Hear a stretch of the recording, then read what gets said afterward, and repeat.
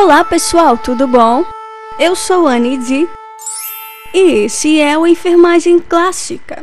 Na videoaula de hoje nós estaremos estudando a diferença entre pirexia, hipertermia e hiperpirexia, que são conceitos totalmente diferentes. Então, se você ainda não é inscrito no nosso canal, se você realmente se identifica com as nossas videoaulas, inscreva-se. E agora vamos para o que interessa. No, I'm not a writer. Okay.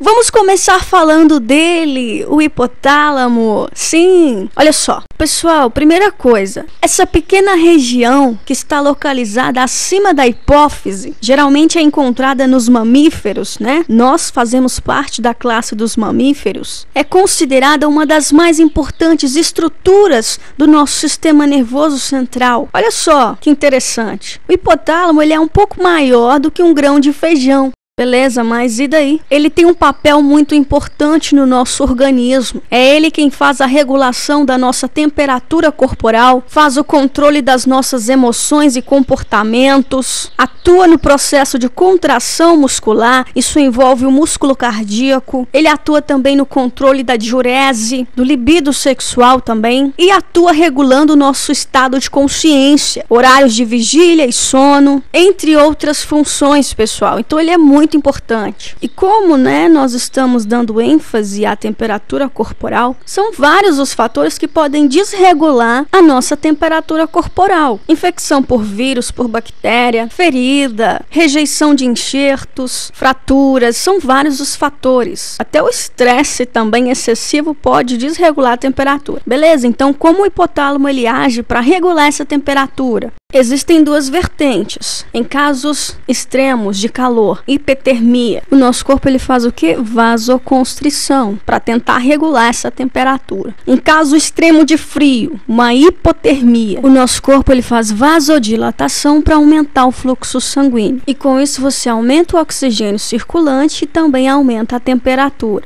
Isso vai o que? Estabilizar a taxa metabólica em resposta ao frio. Então, olha só, o nosso sistema nervoso central, por meio da ação do hipotálamo, ele vai liberar impulsos termorreguladores, que vão sair do sistema nervoso em direção ao nosso organismo. Esses impulsos são respostas termorreguladoras, que vão fazer a estabilização da nossa temperatura central, tá bom? Agora, presta atenção nesse slide aqui, ó.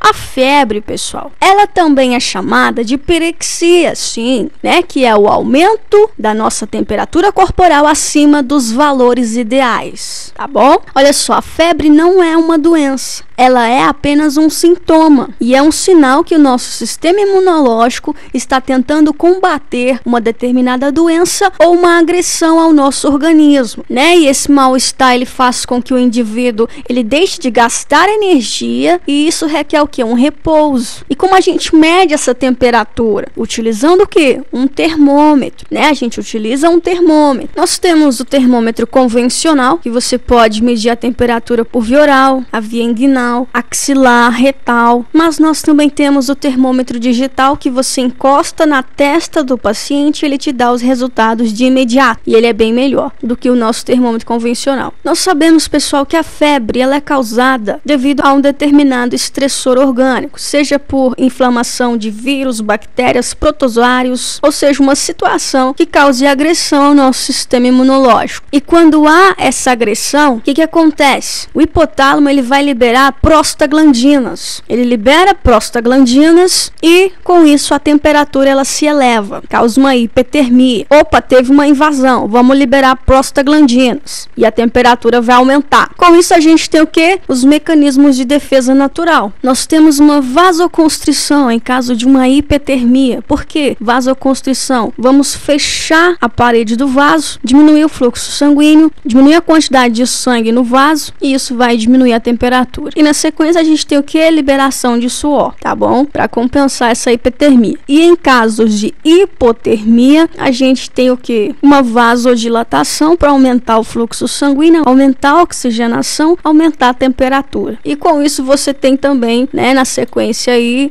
sintomas de tremores devido ao frio. E aí vem as respostas motoras. Opa, tá frio, eu tenho que me aquecer. Muitas das vezes os mecanismos de defesa natural não são eficazes, então se faz necessária a intervenção de um antipirético, como por exemplo a dipirona e um analgésico que também é um antitérmico, que é o paracetamol. Bom, e para a gente poder diferenciar cada uma das terminologias, pirexia, hipertermia e hiperpirexia, a gente precisa dos valores de referência, né, os valores ideais. Então olha bem para essa imagem. Você precisa saber a diferença entre cada uma dessas terminologias, porque o paciente ele pode se apresentar tanto com uma hipotermia, que é a temperatura abaixo de 35 graus, a febril, que é um paciente sem febre, tá? Numa temperatura normal, varia entre 36,1 a 37,2 graus. O paciente pode estar num estado febril, não é a febre propriamente dita, ele está ali no estado febril, oscilando ali a temperatura em 37,5 graus. A febre propriamente dita, de 37,8 a 38,9 graus, tá? Nós sabemos que a pirexia é o aumento da temperatura, o aumento da febre, tá? Que oscila entre 39 a 40 graus. Olha só, o paciente está com 40 graus, ele está com o quê? Pirexia. Hiperpirexia já é uma emergência clínica. O paciente pode evoluir para uma convulsão febril e chegar a óbito. Então existe aí uma diferenciação. Ambos são diferentes. Olha só, febre, hipertermia, aumento da temperatura acima do valor normal, 37,8 a 38,9. Hipertermia. Já a pirexia oscila entre 39 a 40 graus. Hiperpirexia acima de 40 graus. Isso aí já é uma emergência clínica. Então, pessoal, essa foi a videoaula de hoje. Se você tem alguma dúvida, deixa aqui nos comentários. Toda semana a gente tem vídeos novos sobre a nossa boa e clássica enfermagem. Que Deus te abençoe, te dê a paz e obrigado pela sua atenção.